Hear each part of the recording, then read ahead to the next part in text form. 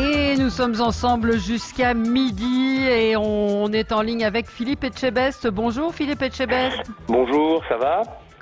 Bien, et vous? Comment ça se passe bien. le confinement? Très bien, très bien. Ouais. Vous êtes où?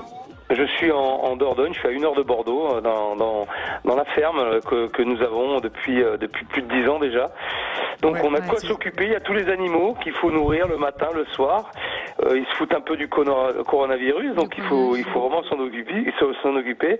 Et puis c'est bien, mais ça va, je fais ce que je n'ai pas le temps de faire d'habitude. Oui, je cuisine, chose exceptionnelle parce que je le fais jamais en temps normal. Donc là je profite pour faire des bons petits plats à ma famille. Voilà, c'est ça. En temps normal, vous cuisinez pas pour votre famille, ce que vous voulez dire, parce que vous avez un restaurant.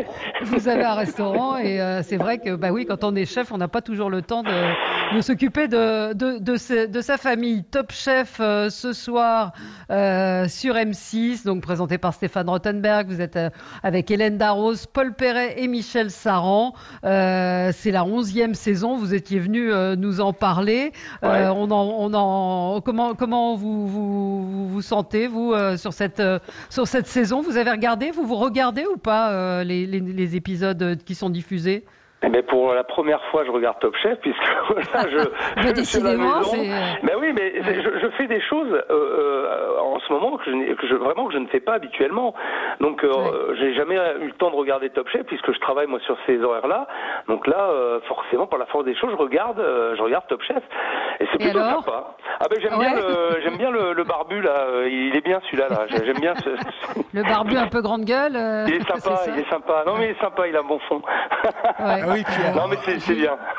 Et puis dans l'épisode de la semaine dernière, on vous a vu affronter toutes les brigades et vous vous êtes fait battu. Moi, j'ai été très déçu, je vous l'avoue. Ouais, alors ce qu'ils disent pas là, c'est quand même chiant, mais à un point, il me manquait. C'est Hélène qui m'a descendu. Hélène, elle m'a fusillé à la dégustation. Et j'étais à un point. Et alors, moi, j'étais content que la brigade bleue, elle passe, parce que pour le coup, c'était plutôt sympa. C'était le scénario idéal. En fait, c'est que la brigade bleue passe et que moi, je sois juste derrière. Mais bon, il y a eu je crois que c'est les violets. C'était les violets qui étaient juste avant la brigade de Paul. Mais ça s'est joué à un point près, quoi. Ah, j'ai râlé. Mais c'est super chouette. J'adore faire ça. C'est dur, mais j'adore. Et puis il y a Justine qui est de retour aussi. C'est dans l'épisode de ce soir, on va voir Justine qui avait été éliminée, qui revient. C'est un personnage quand même, Justine. Elle est super, ce fille. C'est une fille qui est très solaire, qui respire la gentillesse et la joie de vivre, et ça fait du bien, surtout en ce moment. Ouais. Surtout en ce moment, on peut parler évidemment de l'actualité, c'est-à-dire de la façon assez brutale dont tous les restaurateurs ont dû fermer leur restaurant. On a eu Michel Saran la semaine dernière pour l'appel qu'il a lancé avec plusieurs chefs justement pour aider les restaurateurs qui vont être, je lisais ce matin, qu'il y a 35% des restaurants qui pourraient fermer. Ça va être une situation dramatique pour les restaurateurs. Ah mais ça, moi je l'ai annoncé dès le début. Je veux dire, aujourd'hui, la situation des restaurateurs en France et même des commerçants, on peut englober tout, était déjà limite compte tenu des mouvements sociaux qu'il y a eu pendant une année, qu'on a subi. Ça a été très très difficile. Beaucoup étaient au bord du gouffre. Là c'est bon, ils vont y plonger là. Mais c'est une évidence. Ça va être catastrophique. Il y a ce qu'on vit en ce moment, le confinement, qui est compliqué. Mais moi je peux vous dire qu'il y a l'après, qui va être extrêmement difficile aussi. Ça va pas être une partie de plaisir. Il va falloir se battre, il va falloir travailler beaucoup. Mais vous dites et pas il y a une solidarité, pardon Gilles, il y a une solidarité entre chefs. Est-ce que vous faites partie d'un groupe resto ensemble qui réfléchissait justement à ça? Je suis Joanne Leclerc et Stéphanie, bien sûr, on communique ensemble régulièrement. Moi, j'avais mis l'accent aussi et surtout sur nos salariés, ceux qui vont être impactés par ce qui va se passer, parce qu'il y aura énormément de licenciements. Faut pas se leurrer. Il y a des entreprises qui vont faire faillite, qui seront en cessation de paiement. Et il y a, je pense aujourd'hui, beaucoup de restaurateurs qui n'ont pas eu les moyens, qui n'avaient pas suffisamment de trésorerie pour payer les salariés. Bon, c'est à eux que je pense aussi, parce que nos collaborateurs sont proches, ils sont indispensables pour nous. On en a besoin, et que ça va être dramatique pour eux aussi. Donc, j'avais posté justement toute mon équipe avec un petit panneau hashtag sauver nos emplois, et j'avais invité tous les restaurateurs à le faire aussi. Il faut penser à eux, quoi. Je veux dire, mais c'est logique. Je veux dire, s'il n'y a plus d'entreprise, il n'y a plus de salariés. Donc il faut aussi que les entreprises elles puissent survivre et qu'il y ait des aides de l'État. On essaie de se battre pour les assurances, mais ça va être extrêmement compliqué. Là aussi, faut être clair.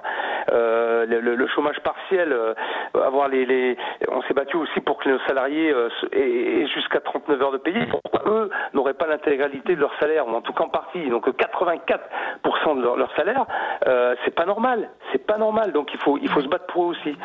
Donc voilà, on essaye modestement d'avoir des actions comme ça, un peu en sous-marin, je dirais.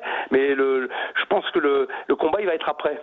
Mais vous dites pas justement qu'après, à la sortie du confinement, les gens vont vouloir être dehors, de profiter de se revoir, de profiter de partager des moments, et que justement, il va avoir un volume très important dans les restaurants. Et est-ce que cet afflux de monde ne rattrapera pas ce retard? C'est ça que vous êtes en train de dire?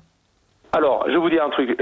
J'appelle Paul Perret régulièrement aussi, voir comment ça se passe pour eux en Chine, à Shanghai, la reprise. Il est reparti à Shanghai. Tout à fait, il est reparti à Shanghai, il a rouvert ses restaurants.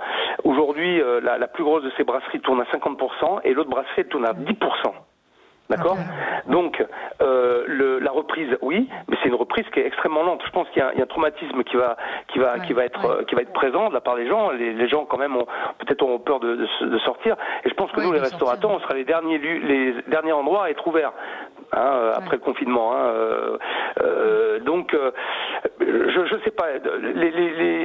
La mentalité chinoise n'est pas la même que la mentalité française, bien sûr, mais je m'attends pas à une reprise euphorique et les gens vont sortir dans la rue et se ruer vers les restaurants. J'y crois pas trop. Non. Puis il va y avoir un problème financier aussi, c'est-à-dire que là, il y a beaucoup de gens qui vont être au chômage. Non, mais